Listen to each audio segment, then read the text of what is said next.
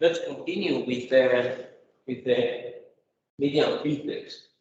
So we saw the median filter for gray images, and just a reminder. So what we had to do was this operation here. So it is a median. So it means that if you take a neighborhood and then you sort all the values within that neighborhood, and you take the one in the middle, that is the definition of median. Well, what is one way of calculating the median? The definition is not that. But so we calculate the median in this way. So what happens if we have color image? If we have a color image, we cannot take the median of a vector, so that doesn't exist. It is not defined the median of a set of vectors. So we have to find something that is similar. So what is the concept of median? So median is something that is a value that is more or less in the middle of the distribution. So why don't we try to compute something like that, but with vectors? So we try to find a vector. So you are given a set of vectors. So these vectors are the RGB, the components of these vectors are the RGB components. So why don't we try to find a vector, okay, that is more or less in the middle of all of them. Okay, so you're given a set of vectors and you try to find which one is in the middle. So in the middle, you have to define a distance. So you define a Euclidean distance. And then you compute which is the best k, such that when you compute the distance between k and any other vector j different from k, the distance, the sum of all these distances is minimized. So there is a sum here that is missing. So the true formula should have a sum. Okay. Okay, so yeah, the concept is now more clear, and we can see how does it work? Okay, so you may take an original image. Now it is corrupted with noise, and now we apply the median filter, and you apply the median filter again. Okay, so this is multiple applications of the median filter. And we see that all these noisy points, they are gone. And because of the properties of this is not median in the sense of a statistical median, but it is the color median that we have defined here. So the vector that is more or less in the middle. So we know that this should tend to preserve edges. Okay, so yeah, here is an example. So this is you take the original, and then this is the 3x3 median filter, and then this is applied again, and so on. And this is when you have noise, so you have color noise, and then this is after applying the vector once and then twice. But there is really no surprise here. Okay. So yeah, so some other examples. So you have that one there. So this median filter. So you have noise, a noisy version. Then when you apply the median filter, the color median filter once, twice, and so on.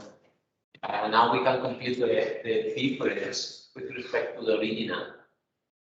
So this is color median filter applied twice of the noisy image minus the original. So you see that the differences, most of the differences are at the edges. So the flat areas, this scheme is very good because you have a flat area, and then you take a vector that is in the middle, and then that vector in the middle will, most of these vectors except for the noise, they are very similar to each other. So it will take something that is close to the true color.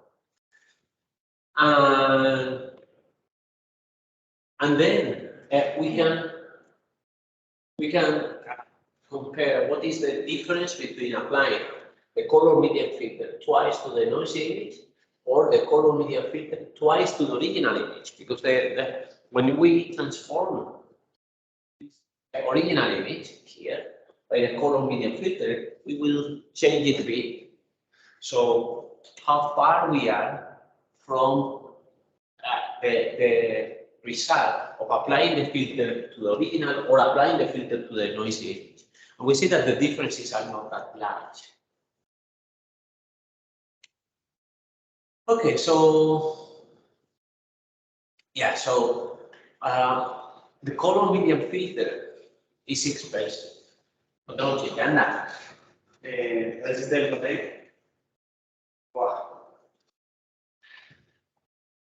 Okay, so we have to compute the distances between the vector and median vector, so that is expensive. Why not take simply the median filter of each one of the bands? Because the median filter for a scalar is well defined, and it's very easy. You take a neighborhood, you sort them, and you take the value in the middle. So yeah, that is much easier. But there is a problem that this here, this VK is one of the existing vectors.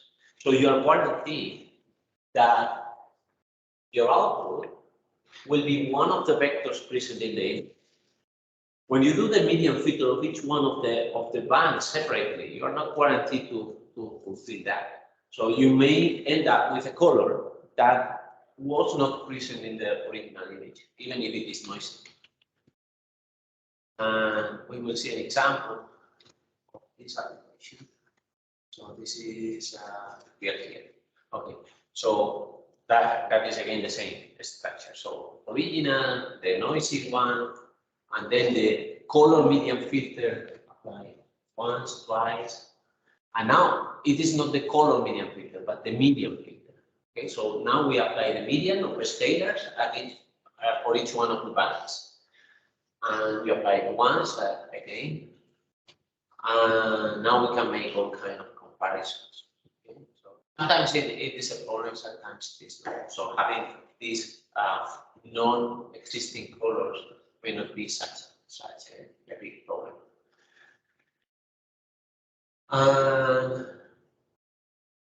So let us see how good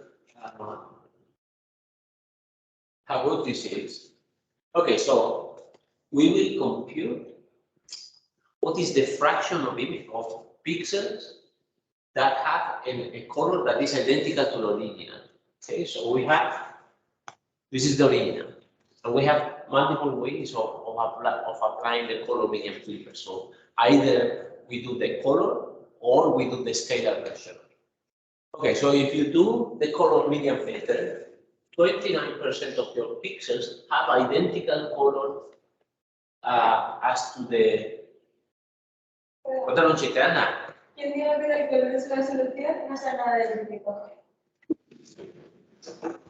Okay, so if you do the color medium filter of the noisy image, 29% of the pixels have the same color as the original. We have said, okay, but if I apply this filter to the original, also I am modifying the original. And if you compare the color medium filter twice to the noisy, the color medium filter twice to the original, this 29% goes up to 43. When you do it with not the color medium, but the scalar median, only 14% of the pixels have exactly the same color as the original. So you see that the color median doubles the fraction of pixels that have exactly the right color. And again, if you compare medium filter twice to the noisy to the medium filter twice to the original, this doubles. Okay, but still it is much lower than this one. So yeah, it is simpler. So this scalar version is simpler. It is not as good as the other one. Sometimes it is good enough, so you don't need to go for the complicated stuff only because it is better. So it depends on what is your application, what is the goal.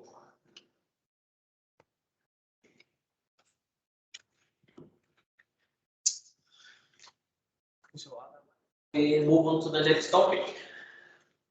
Other questions? Okay, so next topic is mathematical morphology. So this is a new set of filters that we normally are not useful. They have also their equivalent in one dimension, but they're not so now. So it is a non-linear set of filters, or it is a set of non-linear filters. They are based on set theory. So we will work with sets and make intersection of sets and so on. And they're very useful depending on what is your problem. Here is a list of possible applications. So it can be applied to many things like image enhancement, meditation, restoration, many different applications. Okay, so this is based on sets. So and we will start with mathematical morphology for binary images. So binary images are images that have only two values.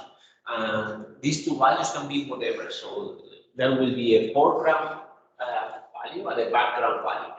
And this foreground and background can take whatever values. Like, for instance, you may have all these possibilities. So you may have 0 for the foreground, infinity for the background, or 0 for the foreground, 1 for the background, or the opposite. So 1 for the foreground, 0 for the background. So this is just a matter of encoding. The important thing is that you have two values. Okay? One for the foreground, another one for the background. How you encode those two values, you don't care. And then we have to define different regions in the image. So we will define a couple of sets. So the first set is the foreground. So the foreground is the set of all pixels whose value is the value of the foreground. And the background is the same, but for the background. Okay? So the set of all pixels whose value is the one of the background. And the union of the two has to be the entire image. So a pixel is either in the foreground or in the background. So if I merge the two sets, I get a full image. And a pixel cannot be both at the same time in the foreground and background. So it has only one value. So either it is in the foreground or it is in the background. So the intersection of these two sets is the null set. So it is the empty set. And now just a reminder of sets. So when you have a set, you have the complementary of that set. So the complementary of the foreground, so that is what this means. The complementary of the foreground is the background and the opposite. Okay, so yeah, so for instance, if you are given this digital image and you say that this white is foreground, then all these white pixels, the location of those pixels would be the foreground set, and the location of the black pixels would be the location, would be the background set. Okay. Yeah, so you can have it with more complicated images. So, for instance, here, let's say that this is a binary image. Then you define those shapes, those people as the image. So the complement. So this would be the foreground, and then the background, that is the part in the back. So the background is the complementary of the foreground.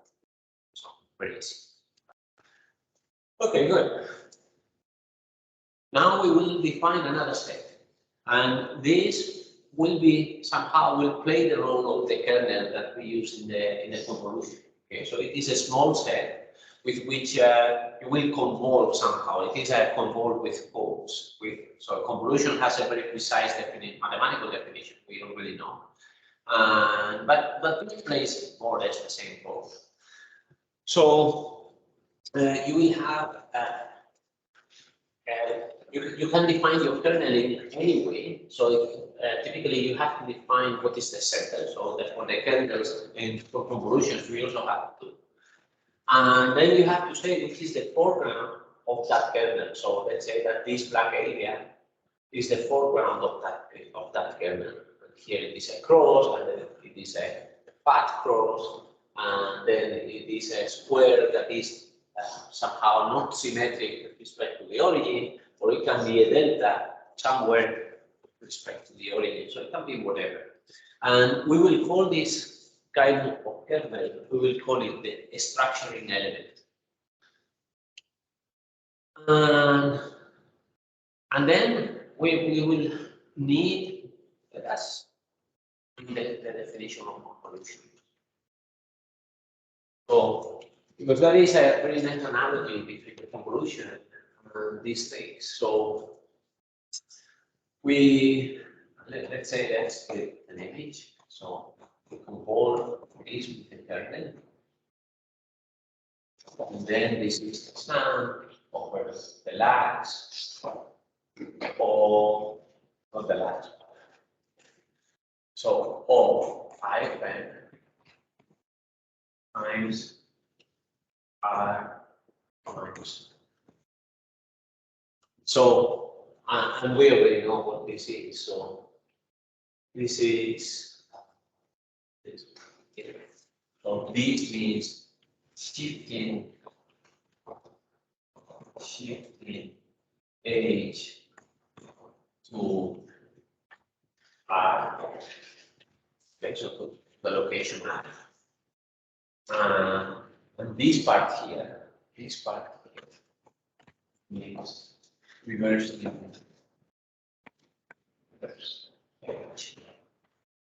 Okay, so we have to reverse H, and then we have to shift it to the location map.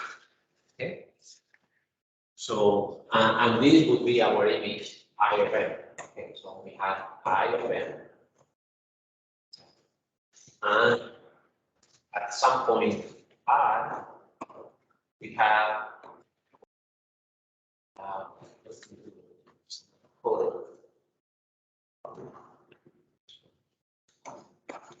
we have this, and we know that this H is reversed. Okay, so it is H minus X. And the biggest space is the space of M, not the space of R. So R is a point within that space. Okay, so there are two important concepts here. So one is shifting, the other one is reversing. So we will have the same in these nonlinear filters. So let us introduce the shift. So we have to translate. Let's say that we have a structure in elements with this one. We have this image I, and I want to shift Z to the point P. Okay, so let's say that P is here. So I will translate Z to the point P. So that is aligning the middle, the origin of Z with the point P. That is the same that we did with the convolution. Okay. And then all the pixels where the foreground of the structuring element is, they will be called the Z neighborhood of P. Okay. So it is you are at P, and then you have superposed the structuring element, and the foreground of the structuring element define the neighborhood of I according to the structuring element Z at the point P. Okay, so those are locations. And now we have to reflect. We have to make this reverse that we did with the convolution. Okay, so reversing is just changing the sign of the coordinates of the two arguments. So we will introduce this notation with the inverted hat. So an inverted hat is the reversing. So reversing means, and this is the same for kernels in convolution. So it is rotating the kernel 180 degrees. This is true in 2 dimensions. In more dimensions, it is reflecting to a point. Okay? But in 2 dimensions, rotating 180 degrees and reflecting with respect to a point is the same operation. Okay, so let's say that we have this kernel or this extraction element. What is the reverse? It's the same because it is symmetric with respect to the middle point. What about this one? So if we have this one and we reflect, we get this one. If we have this one and we reflect, we get that one. Okay, so nothing too complicated either. Okay, so now we have the 2 tools that we will use to define our operations. So the first operation will be dilation. So dilation will take the foreground and make it bigger. So this is the input image, this is the output, and somehow this is just an image showing what is the difference. So the difference is just the border grew in the original image, and it grew in both directions. So it grew outwards and inwards. Okay, so how to define that? Okay, so there are multiple ways, and so let's see a few of them. So this is a mistake. This is set. Okay, not me, but set. Okay, so we define the operator dilating of an input image and a structural element as the set of all points in the support of the input image I. So again, this is not P, this is I, such that when you translate set reverse to the point P, the intersection with I is different from the empty set. Okay, so let's see an example. Okay, so let's say that my instructional element is this set A. Set A is this one that is symmetric. One here. This is set A. Okay. So we have set A. And we will translate set to all possible locations. And we have to reverse it, but it is the same because it is symmetric. So we reverse it, we translate it to some location, and if the intersection of that kernel with the input image is different from empty, then the output is 1. Okay, that is what this means. Okay, so you look for all the points such that when you translate the reverse instructional element to that point and intersect with the input image, the intersection is different from the empty set. Okay, so let's see an example. Okay, so let's say that our kernel is this, or our instruction element is this L. Okay, we have to reflect it, so the reflected is this one. It is this L. Okay, the reflected is this one. And our input image is simply this delta. Okay. So if it behaves the same as the convolution of a kernel with a delta should be the kernel. Okay, so let's see if that works. Okay, so I have to shift this point to all other points in the input image, and then compute for which locations the intersection of this set, red set, with the delta is different from empty. So that happens here. So when I place my structuring element at this point, the intersection is not empty because the delta is contained in the kernel. Okay, so I will have this active set, active pixel. Okay, so the output will have 1 here, and then all the other will be 0. Okay, now what happens if I move it to this location? If I move it to that location, then the intersection again is not empty. So this output is also active. So this pixel is also active in the output. And you keep on looking for all the locations where the intersection is not empty.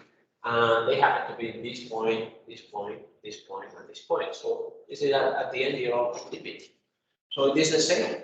So a kernel of a delta dilated by a kernel is that kernel. It behaves the same as the convolution. Okay, so that there is not a single way of defining this operation. And somehow it looks like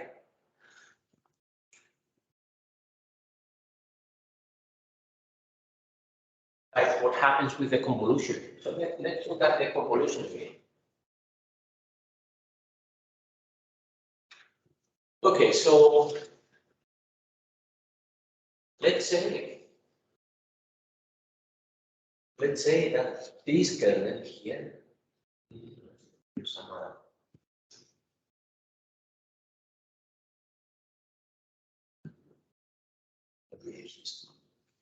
Okay, so let's say that this kernel here is made of a set of deltas. Okay, so this is some deltas, some deltas.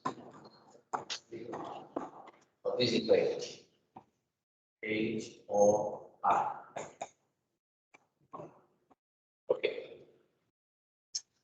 So another way of expressing that convolution is the following. So I will expand the following way. This is the sum. Sum over of IM. But now I have H0 delta R delta R plus H1 delta. Here I'm mixing one dimension like this. So let me remove the dimension. But the notation is more clear. So let us consider only the one dimension taken so that we understand it better.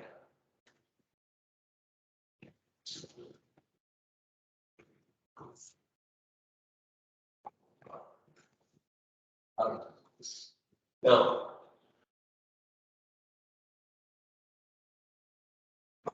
last is minus 2 plus. Okay. But now this is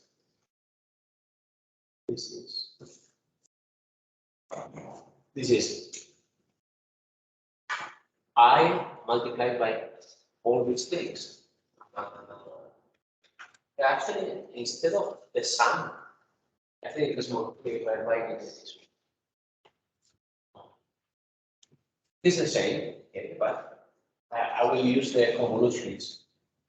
So I will put the sum into the convolution. This is the same. So this is I convolved with many deltas. So I know what is that result. So that will be H0 I of R. Then and then if I'm putting the convolution, this is not M, this is R. Plus H1, I, 2, R. I'm mixing dimensions.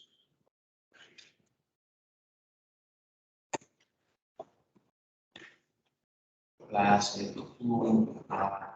This is my I minus 2 plus. Okay, this is a resulting. So for this case, you have to shift. So you have to shift the input image to the locations of the deltas of the H. Do you see that? Okay, so this is where the deltas of the H are, and you have to shift the I to the locations of the deltas of the H, then multiply by the weights of those deltas. This was this scheme that we call shift I. So that was a way of computing the convolution that was this shift I. Okay, so let's now compare it to this equation here. So this equation here, what does it say? You have to shift the image I to the location of P, where P are the pixels in the support of set. So the support are the foreground pixels. Okay, so you take all the foreground pixels of set. So those are the delta locations of the H that we had before. And I have to shift my image, those locations, and then add all of those. That is what this is structure here. So I have to shift my image to the locations of the delta. There is no multiplication in the other case. And then I have to add all those shifted images. So it is the same. But now we are with sets, and then instead of adding, we have to compute unions. But otherwise, it is the same. Okay, but we know that there is another way of computing this convolution. So instead of expanding the deltas of the kernel, I could have expanded the deltas of the image. So this image, so this would be one way of calculating. This could be one way, but there's another way. There's another way. That is, I will expand the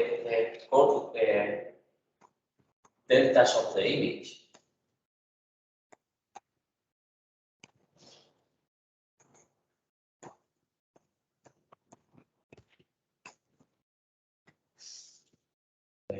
All with the kernel. Again, mixing dimensions.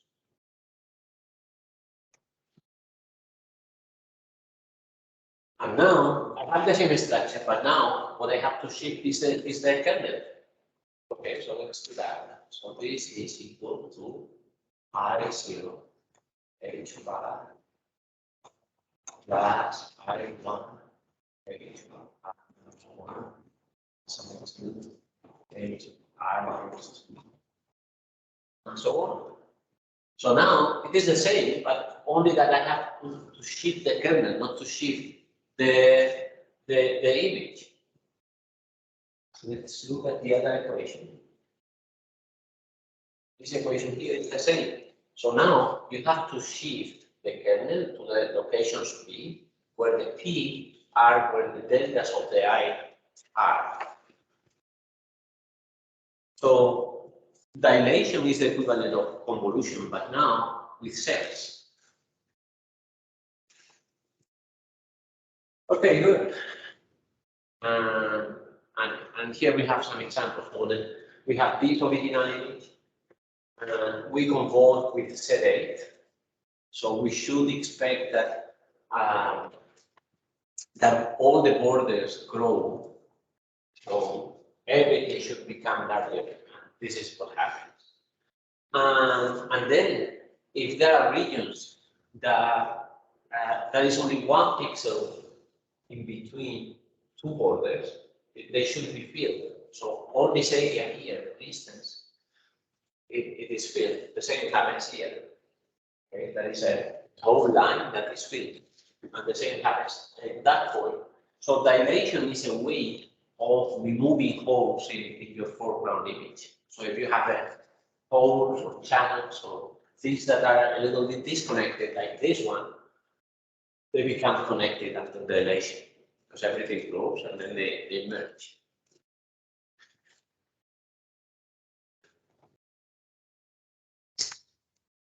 Okay, so yeah, this is the same that I have been told. So yeah, this shift that is normally a good way of calculating these dilations because it is fast. Okay, and here it is an illustration of that shift that. So let's say that we have this input image, and the input image should be the one a little bit lost here. So one of these, probably the one in the middle, is the original one. So you have to shift your input image to the different locations of these nine deltas, and then add all of those, and then you would have the dilated image. And here you have more examples. So this is the original image, and we are conforming with this, or we are dilating with this curve. So we have to shift. So let's say that this is the origin. So let us consider this point. So this point is left and up. So I have to shift the input image left and up. Here in red we have the original image, and in white we have the shifted one. And then I have this right point to the left. So I have to shift the input image to the left. And the same for this one. This is left and down, so left and down, and then down, and so on. And then you have to compute the union of all these, not this one, the original doesn't count. So all these four inputs, we have four deltas in the kernel. And then this is the union.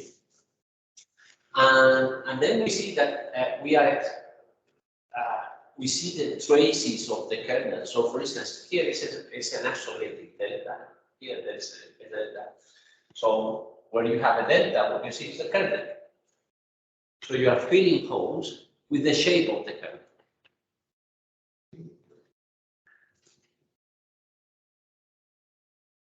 Any question about dilation? No? Okay, so now we will define a different operation. This will be erosion. Erosion will be the opposite. So the borders will get thinner. So now everything should come thinner towards the skeleton of this thing. Okay, so this is the input, this is the output, and this is the difference.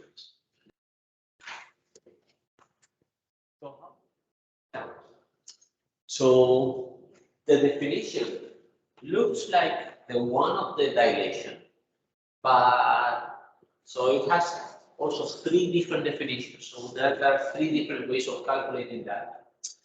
And let us look at the first one. So the first one is you take all the pixels, again, this is not B, this is I. So all the pixels in the support of the input image such that when you move your structuring element to that point, the structuring element is fully contained in the image. And let us see some examples. So this is the original, and this is the output. Okay, so our structuring element is set 8, that is the square, 3 times 3 square. Okay, so this point, let us look at this point here. If I shift my kernel to that point, the kernel is fully contained in the image. So that point there survives at the output. What happens if I move it here? So if I move it there, when I compute when I shift my kernel to that location, the kernel is not fully contained in that. So that point doesn't survive. What about this hole here?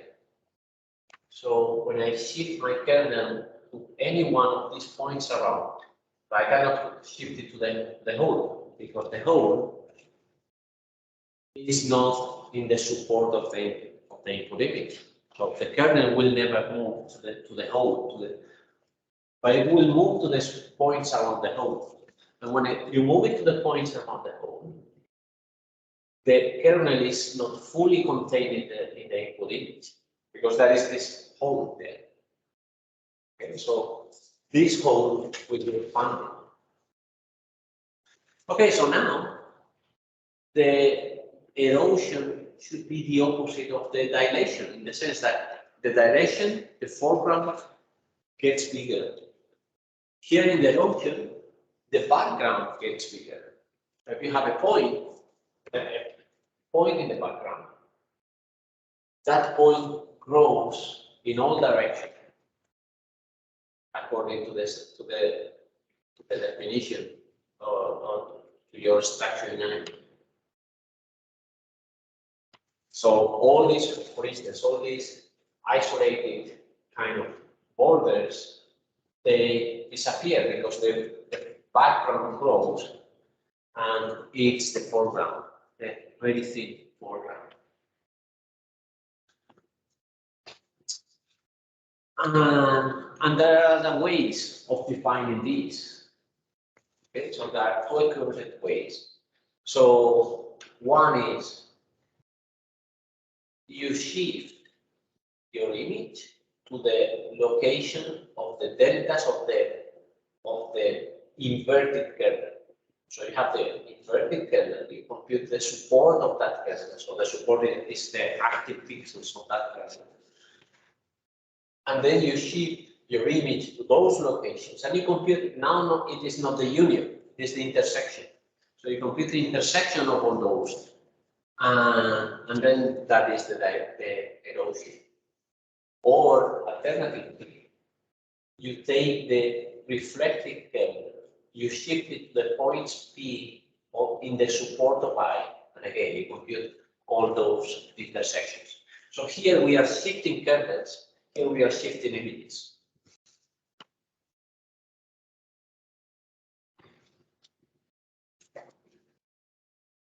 But the result will be the same in the three cases. And again, the one that shifts the image is faster because it's a big block and it is very easy to shift.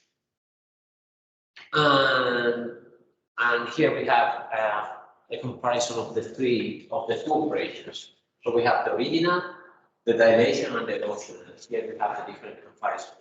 So the kernel is a. So here it is erosion and original. So we see that all the three foregrounds, they disappear. You see, this survives because it is thick enough, but this is not thick enough and it disappears. And all these are not thick enough and they disappear. And here it is the opposite. So here it is the background grows. Here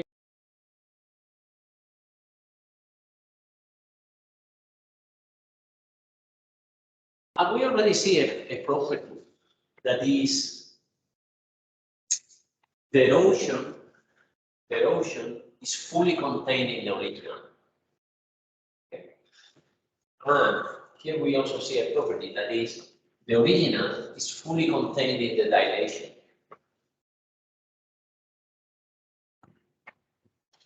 Okay, so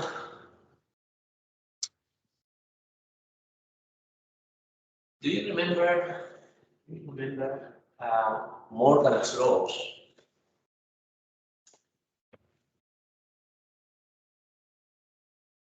I'll write them here. So Morgan's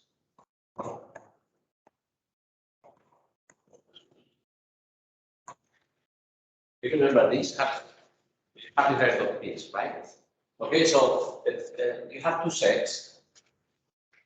Let's say you have sets A and B, and you want to compute the complement. So this is A union. So you have to this complement goes to the individual sets, and then the intersection becomes a union. And the same happens with the complement of the union. So it is A intersection B. So the sets get complemented, and the operation is the opposite. Okay? If this is an intersection, it becomes a union. If it is a union, it becomes an intersection. And this dilation and erosions, they're defined on sets. So now we should have something similar to the Morgan's law. And we do. So let's say that I want to compute the complement of the erosion. So the complement of the erosion. So the complement gets into the two sets. So it will be the complement of I, and then the complement of Z. But the complement of Z, somehow it is translated into this reflection. So it is not exactly the same as the Morgan's laws. But it has the same flavor. And now, instead of we had an erosion here, so the erosion becomes a dilation. And we have the same here. So we have the complement of the dilation. So it is the complement of the image, and now the dilation becomes an erosion, and again we get the reflection. And these are different versions. So it is the same. Now you can complement in both places. So I can complement. So this is the complement of this. So I can complement the complement. So if you complement the complement, then it is complement here. This expression now. Okay, good. Then let us define more sophisticated time for a break. So let us now define. So we have two basic operators. We have the dilation and we have the erosion. So let us define a couple of other operators. So we will define the opening and closing. So the opening is you first erode and then dilate. And the closing is similar, but the opposite. So you first dilate and now you erode. And the definition of the closing, instead of using the extraction element, you use the reversed version of the extraction element. Okay. So let's see the opening. So the opening, we first erode and then we dilate. So by the erosion, all those foreground areas that are not thick enough, they should disappear. So this area here will disappear because of the erosion. And these areas here will not disappear because they are thick enough. But then when we dilate, we cannot recover this part. Okay. So this is the effect of the opening. So we are keeping only those areas that are thick enough in the original image. And here you have a more detailed version of it. So we have the original, let's say that the extraction element is sedate. So we have original, first we erode. So all those foreground areas that are not thick enough disappear. And we get the P image. And then the P is dilated. Then we dilate and that is it. And so all these areas that disappeared in the erosion, they cannot be recovered, which is not necessarily bad.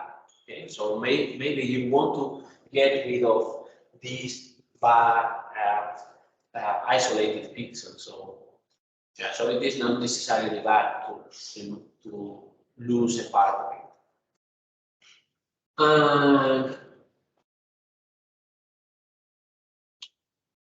And here we have the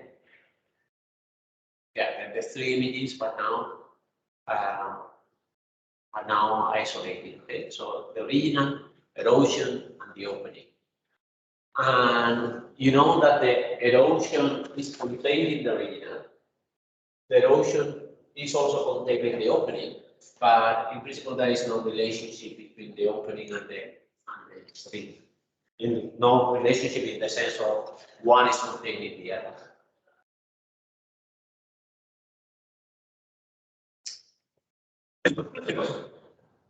Okay, so another way of looking at the opening is the opening of I by kernel set is the best approximation of I that can be made by taking the union of translated copies of step, subject to the constraint.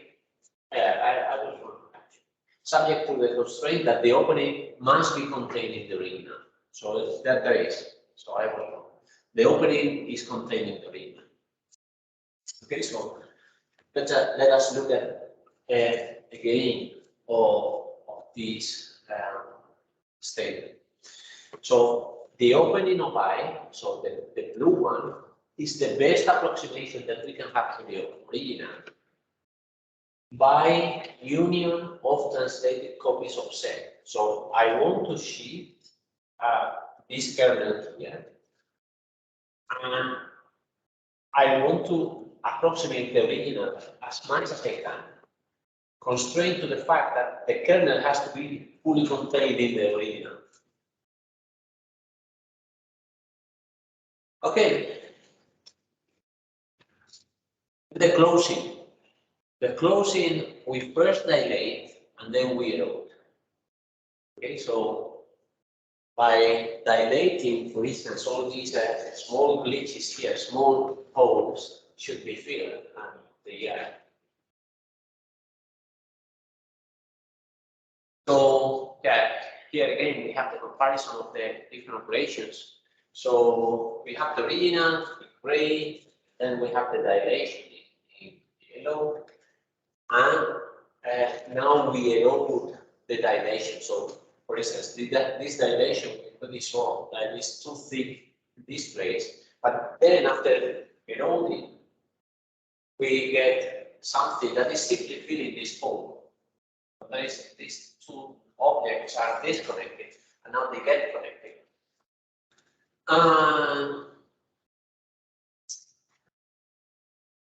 And here again, we have the comparison of the three operations. So we have the original, the closing, the dilation, and the closing. And again, we have these kind of duality relationships, this kind of Morgan laws. So these two we already saw. So these are the ones of the erosion and dilation. But there are also kind of Morgan laws for the opening and closing. Okay, so let us take the complement to the other side. So the complement of the opening is the complement of the input image, and now the opening becomes the closing, and then the kernel of the structuring element doesn't change. And the same happens for the closing. Okay, so we have the complement of the closing is I complement, and then instead of closing, we have opening.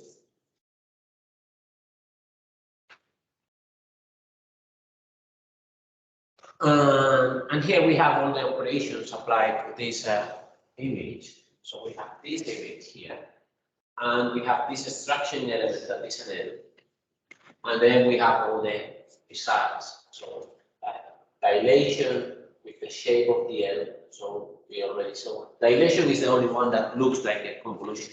All the others they don't behave like the convolution. But dilation does. So delta convolved with the kernel should be the kernel. And then we have erosion.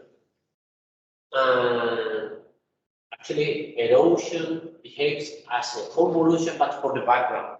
You see the background, you see a delta here, and then you see the convolution with the inverted arrow. So somehow we see this convolution like behavior there, but with the background now. And then we have the opening, the closing, and the dilation.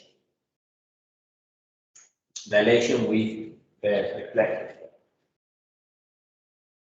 And then what happens at the borders? At the borders, we always have problems in images because it is undefined when your kernel goes out of your image. You don't know how to handle that, and we have already seen different possibilities of considering them to be zero or making this wrapping that the transform is doing or whatever. So, but again, at the borders, we don't care.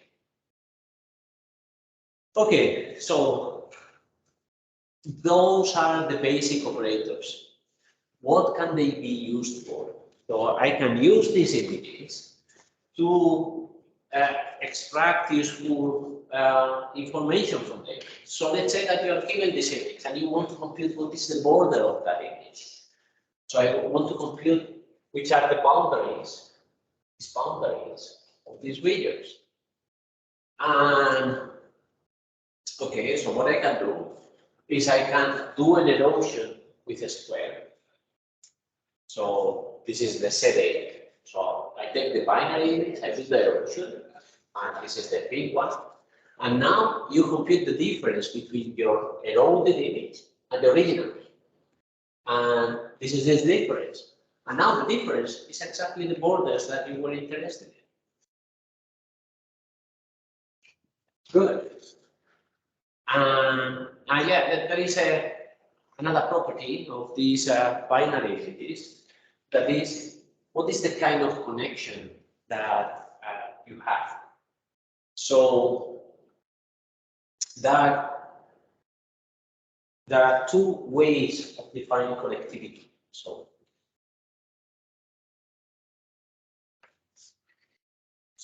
let's say that I have an image.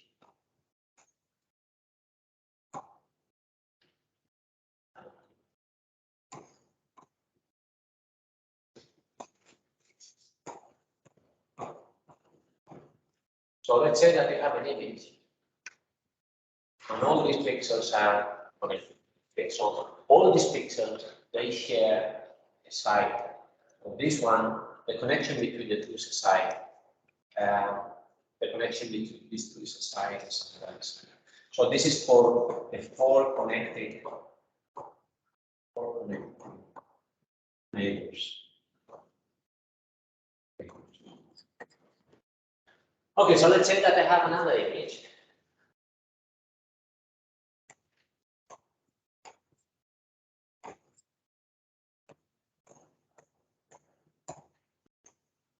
And I have all these pixels are connected, all of them.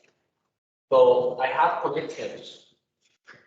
So this one and this one, they're connected by a side. But this one and this one, they're connected by a corner, only by one point. So it is a weaker connectivity. Okay, so if you want to go from one pixel to this one, you have to go through a point. But when you are going from this pixel to this other pixel, you are going through a line. So this is a stronger connectivity. This is stronger. This one is stronger. And this one is weaker.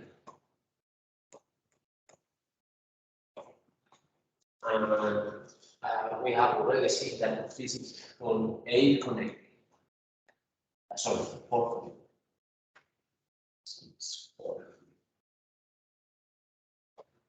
connected. Because a pixel can only be connected to four neighbors. So there are four on the sides. While this is called 8 connected. So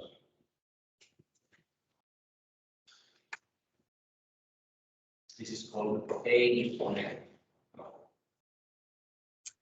Okay, so now, if you use a structuring element that is 8 connected, the borders are 4 connected.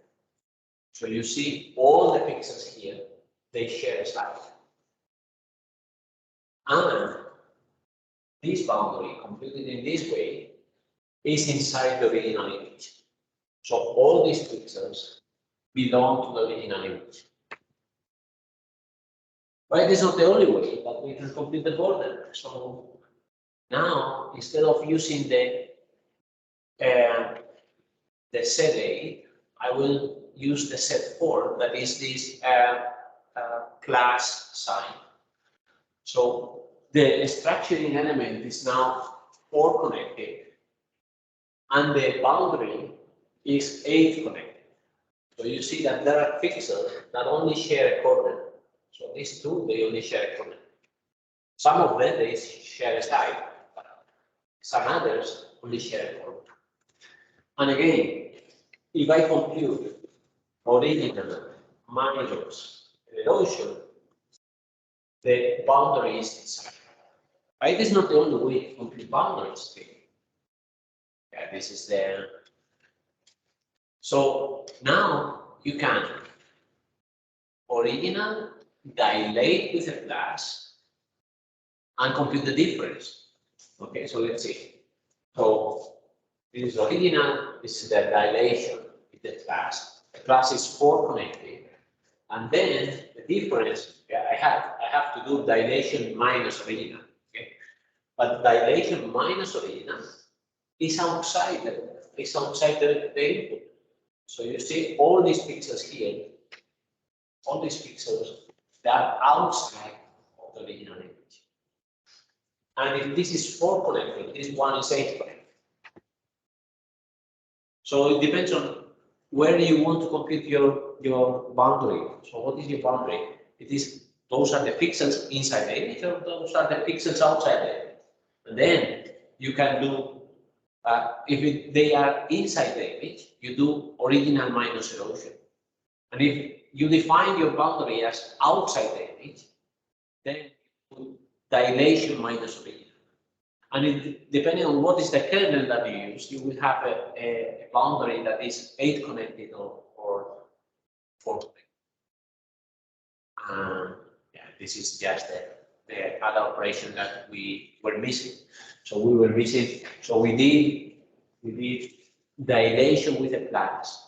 Now it is dilation with a square, and the square is 8 connected. So the boundary is 4.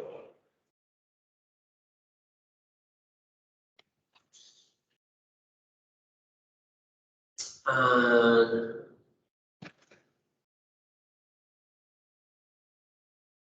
yeah, so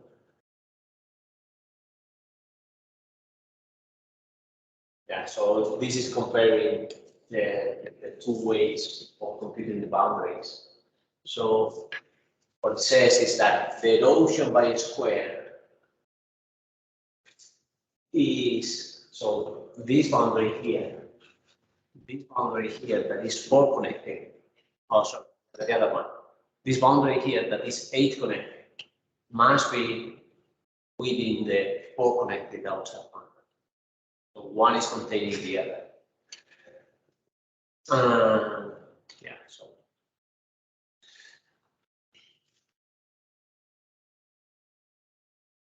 Okay, so now let us compute the dilation only in the region. So let's say that you are given this image and you want to compute the dilation, but only the dilation within this region. But now it is relatively easy because we can constrain these intersections and unions of sets. We can constrain them to some region. So it is pretty easy. Okay, so we have these points. If we dilate the original without looking at the mask, this is what we would get. And now I mask the dilation. So when you mask This is the dilation, and you mask it, and you compute the union of the mask dilated with the original. Now you have computed the dilation within the region.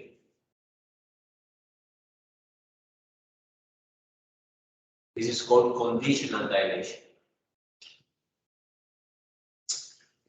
And another thing, let us say that you're given an image and you want to compute how many objects you have in there. So you're given this input image where we see 2 objects, and I want to count. So how can I count in an automatic way? So you start with we will assign tags. Okay, so this will have the tag 1, this will have the tag 2. And then you start with a pixel that is unlabeled. So at the beginning, none of the 2 is labeled. So you take a pixel at random that has not been labeled. Let's say it is that one. And you assign, okay, you are the first object, so you will have the tag 1. And now you dilate your tag. So this is the mask. So this is your image at this point with this tag. And then you dilate it. And or the intersection of the dilated tag with the original image, you assign the same tag. Okay. So I have tag 1, dilate. Now I compute the intersection. The intersection is this one. So all these other labels, all these other pixels, they also take the same label 1. And now you repeat the process again. So now I have this partially flat image. So I dilate, compute the intersection, and the intersection, oh, this is the next one. So the intersection is this one, and they all get label 1. And now I repeat the process. I dilate, and complete the intersection, and they all get label 1. And now you dilate, and they all get label 1. And you dilate again, but there is the intersection, there is nothing new. So there is no new untagged pixel. So now you have finished. So the process to count objects is very easy. So you start with an object that is not labeled. And now you keep dilating and labeling all the intersections with the same label. And you would repeat the same with it. And now you have understood this is an object. And now you would go for the rest of the image. So you take another pixel that has not been labeled, base 1 here. So now you repeat this process again and again. So this will get label 1, this will get label 2, and if there are more objects, they will get labeled 3, 4, and so on. Okay, another application is this one. So we can use these operators to somehow restore the images. So let's say that you're given this corrupted image, and you want to have this one that is nicer. You want to remove noise.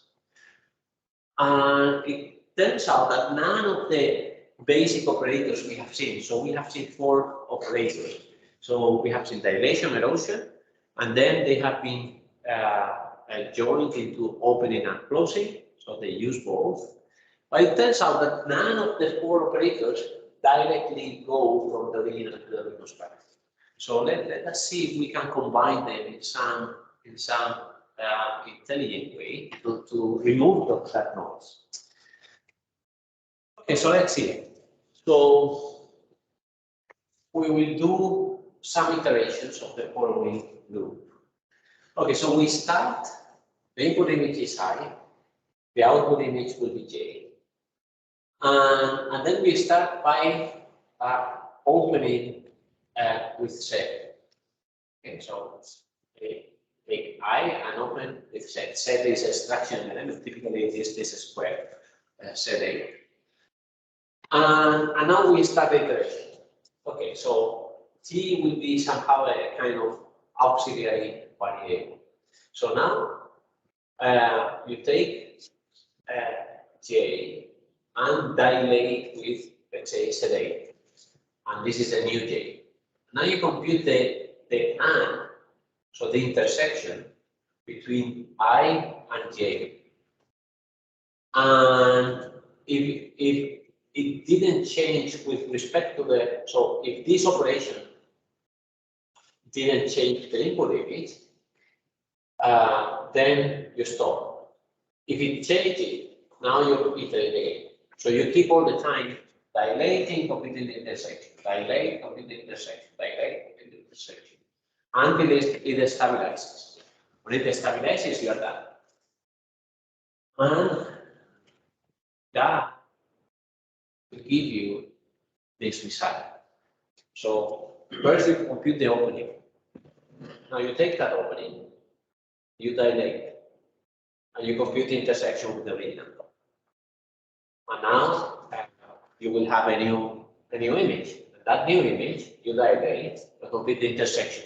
You dilate and complete the intersection until there is no change. And then you have this thing.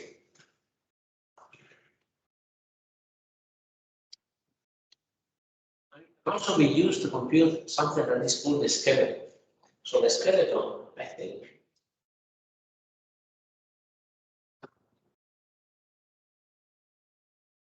see an example here. So let's see, maybe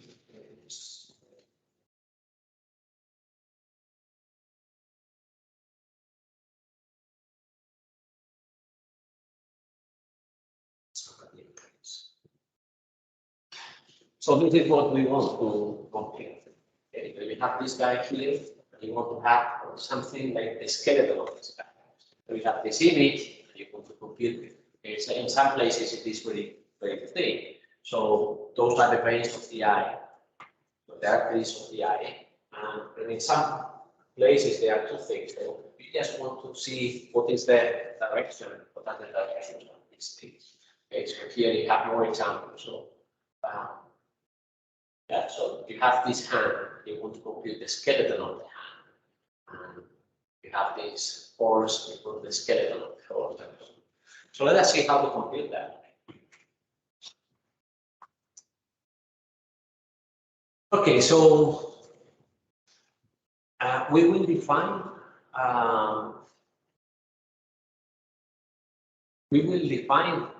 the skeleton of an image I with a radius R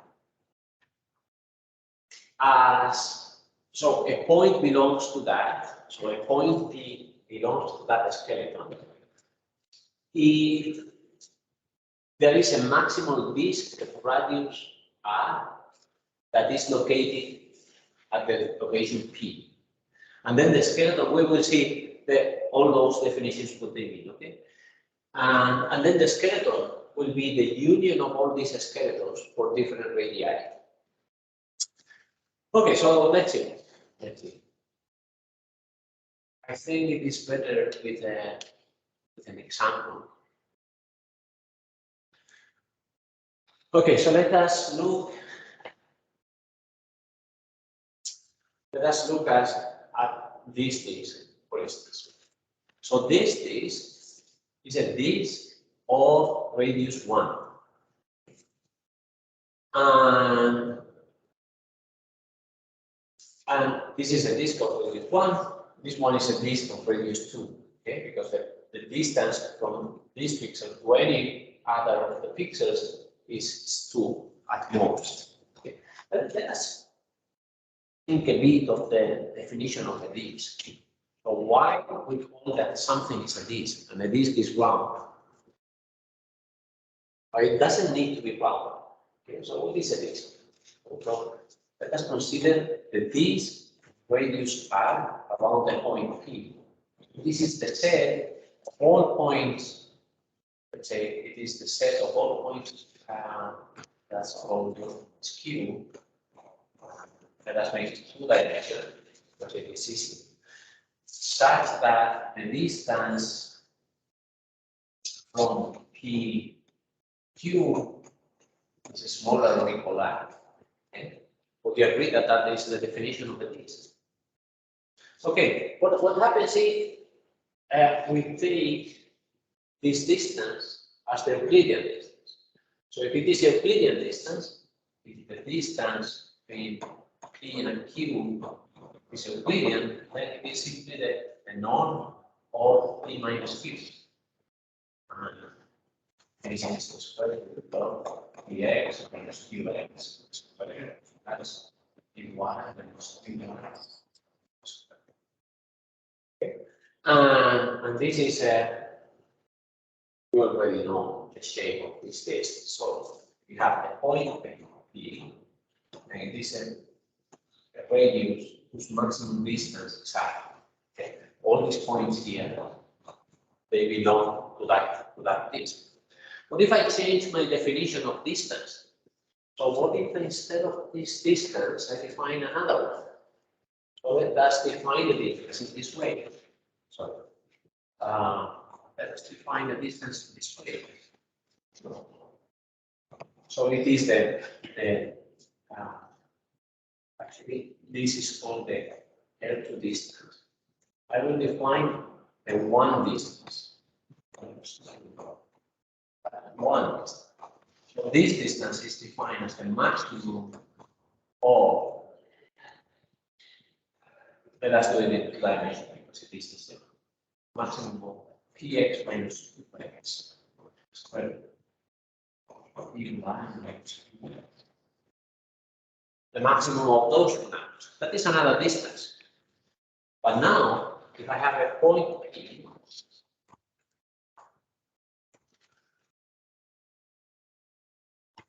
my disks should be at the middle. My disks are of radius are squares of radius r of side half side r. So the shape of the disk is given by your definition of distance. So a disk is round for us because we normally think in the Euclidean distance. But it is not the only distance we can define. We can define other distances. And then your disk can be round, can be square. Or they can have any other shape. Actually, I'm wrong here. Wrong, yeah.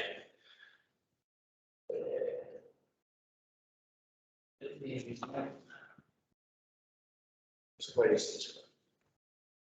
Okay, all these points are the distance, but they are squares. Okay.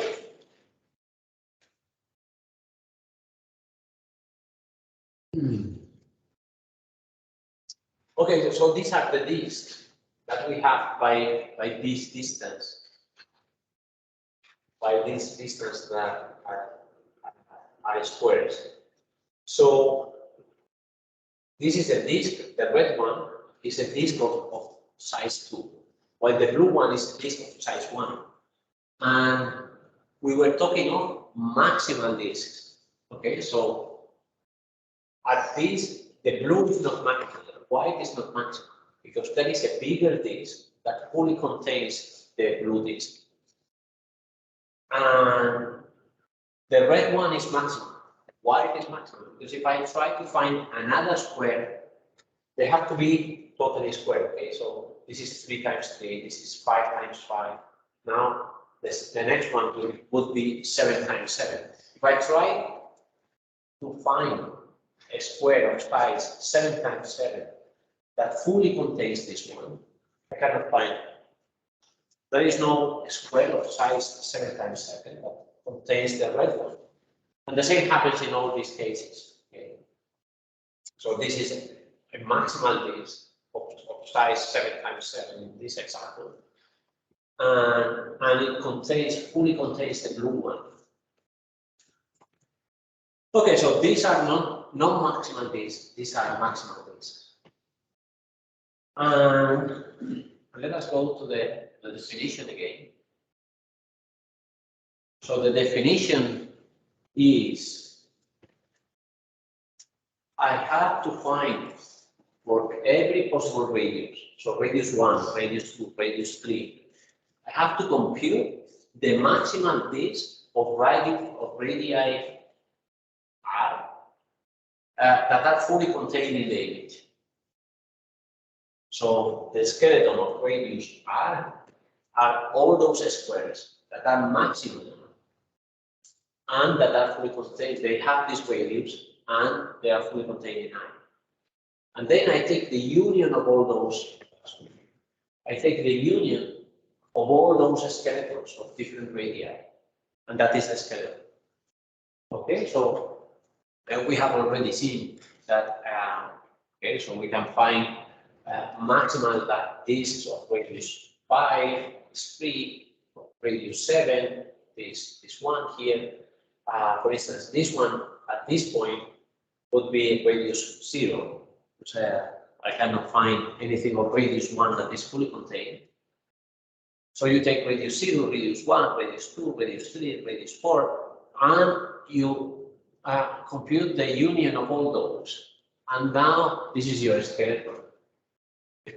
So, and we understand where they are coming from. So this is coming from radius 0, this one is coming from radius 1, this one is also coming from radius 1, and then this one here is radius, I don't know, 2, so on.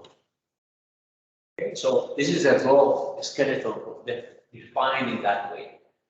But now we have operators to clean isolated points. So you want to remove this point, which is the operation you would use. Erosion. If you erode, then you are removing that point. And probably you are removing some of that point. So you want to erode and then somehow recover the connection between the points, and so that is an opening. So first you erode, then you dilate. So at the end, by doing these morphological operators, we can go from that raw skeleton to this one that is it is nice.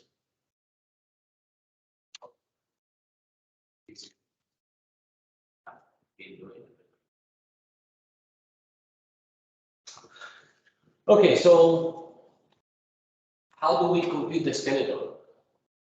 Okay, so let us take the original and let us erode it and erode it and erode it until we have we run out of points. Okay, so let us erode it with radius 0, so that it means no erosion.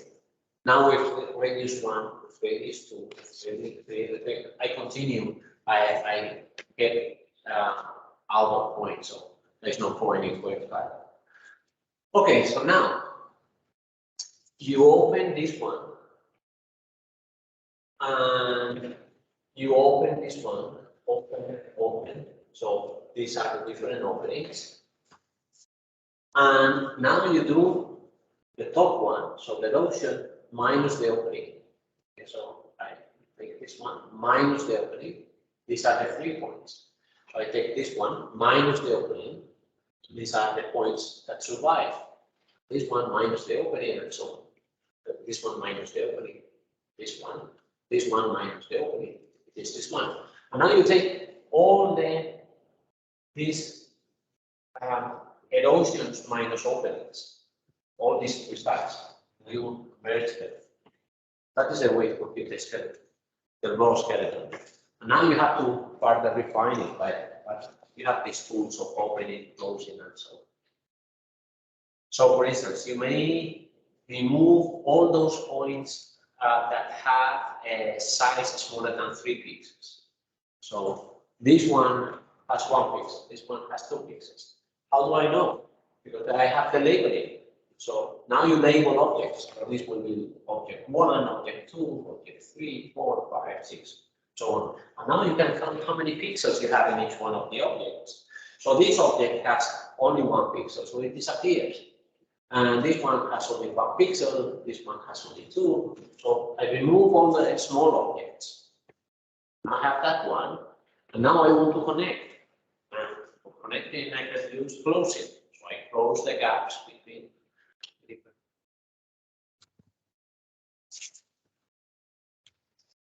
Or you can follow another possibility. So, for instance, you dilate and then you compute the intersection. For instance, you can reconstruct, use this operator here, this reconstruction that was dilating and computing intersection all the time. Apple strategy is to build the skeleton. But now you get a flavor of at least one of them.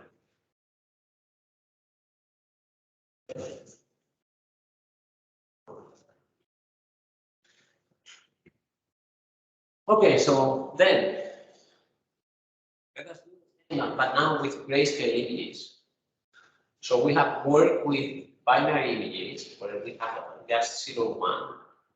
But what if I want to have a gray image? This one here, we have to binarize somehow to get it in the appropriate setup for the previous technique. But let us now consider real value images. So images whose values are not just 0, 1.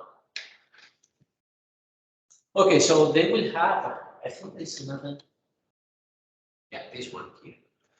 I think it is useful to understand. So when you have a gray value image, you can think of it as a set, but now with 3 dimensions. So we have the support, so where the image is different from 0, from the background. And then let's say that you have different values here. So let's say you have value, I don't know, 10, 20, 30, 40, 50, just to make the number system. So these are the gray values that they go from 0 to 255. So I can think of those intensities at the height, as the height of that image in that location. And now my set would be this volume. It is not just a 2-dimensional set, but now it is a 3-dimensional set. Okay, so now I have to compute, I have to define all these reflections and intersections and all that, but with this kind of gray values. Okay, so here you have another example of that. So let's say that you have that image there. So you can think of the intensity as the height of the set at that location. So we have to define this operation in multiple dimensions. So let us have here. So now I have to say, for instance, one of the key ingredients of our previous filtering was the set is contained in the image. Okay, so when is the set contained in the image? For a 2-dimensional set, this is easy to define. So let's say that I have these 2 sets. So A is fully contained in B because it is totally inside. The support of A is totally inside the support of B. And here it is not, because the support of A is not fully contained in the support of B. But now, if my sets are 3-dimensional, so for instance, this one here, A is fully contained in B because the support of A is fully contained in the support of B, but here the part of the support is outside. Okay, so what happens? So the support is something important. What happens with this one, for instance, here? Here, the height of A is larger than the height of B. So the support of A is contained in the support of B, but the height is not. So we will define this inclusion in such a way that the height is also considered. So this A is not contained in A because the support is, but the height is not. Here, the support is, and the height is also, the height is also contained in B. So now that we have 3-dimensional sets, we have to rethink what the inclusion means. Yeah, so this is just to say that our values, the gray values, they can be from I was saying from 0 to 255, but they can go from minus infinity to infinity. Okay, but so let us say that the background is defined as the points where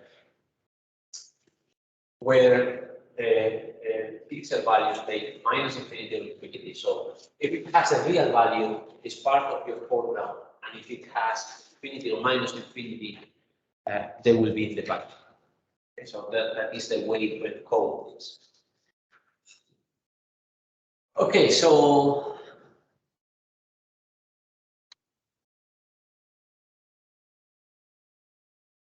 we have been discussing this this inclusion. So here is a more formal definition of this inclusion.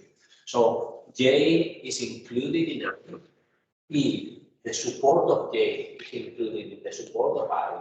The support is what is at the floor. Okay, so the floor of J is included in the floor of I. And the height of J is always smaller or equal to the height of I for all the points in the support.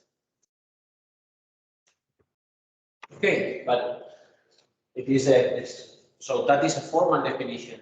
By the way, in the exam I was saying formally defined, whatever. Formally means formula. Okay. Always. Okay, now we have to shift the structuring elements. So this is a reminder. So for binary images, shifting was simply moving the support to the location P. But now we have three-dimensional sets. So let's say that I have different structuring elements. So these are three possibilities of structuring elements. Now my points, they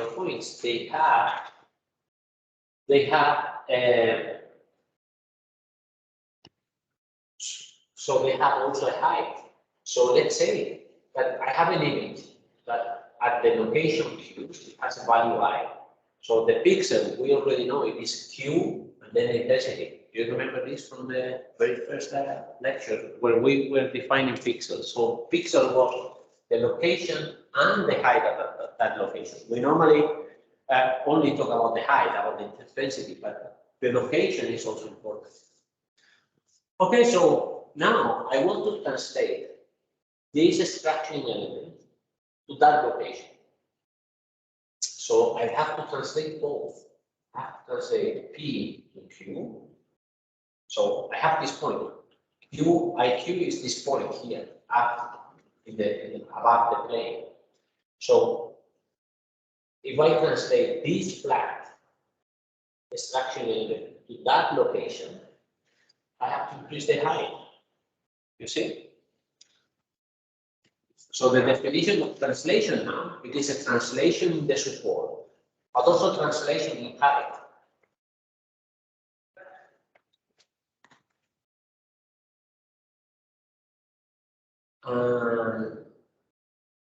So this is the definition of translation. Okay. So I want to translate the structure element Z to the location Q. So to the pixel Q. So the pixel Q is the location of Q. So this is the support of Q. And also the gray value of Q. Okay, so I have to add, so I have to shift it, but also I have to shift it in height. That is the formal definition of this translation. What about reflection? So reflection, I have to reflect in space, so the support has to be reflected, but also in gray value, so in intensity. So whatever it is, a reflection with respect to a point, so the zero. So if my structuring element has a positive value, when I reflect it, it will have a negative value. Okay? And if it has a negative value, it will have a positive value. So there is a reflection both in space and in intensity. Somehow it is represented here. So whenever something is dark, it will become bright and the opposite. Okay, and we will introduce, or we will present the results. These are operations, and we will see them in detail the following day. So let's say that this is our original image. So now we can imagine this as two cones. One is higher than the other. And let us think of the erosion. Erosion was the background gets bigger. So the background gets bigger means that the two cones go down. What about the dilation? Dilation is the foreground goes bigger. Foreground goes bigger. The two cones become wider and higher. And then we have this erosion followed by dilation, or dilation followed by erosion. So we have the opening and closing, and we see the results there.